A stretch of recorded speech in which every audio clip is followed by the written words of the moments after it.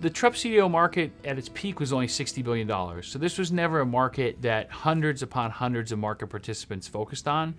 It was more of a niche market where specialists that had the expertise in the regional community banks and understood the way the waterfall worked in terms of cash flows and the interplay between rating agencies. Right now, there's approximately 8 to 10 hedge funds that participate.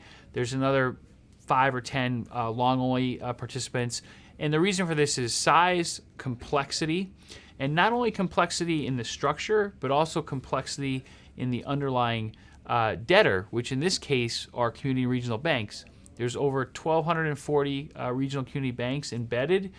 Even in a maturing market cycle, there are some that could turn off cash flows.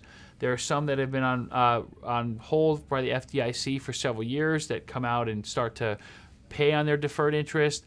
So from our standpoint, it's driven by complexity and size. And we think there are very few market participants that have the decades of experience on the underlying collateral and also looking at the structures to play it in an intelligent way that's not just a beta bet on the banking industry.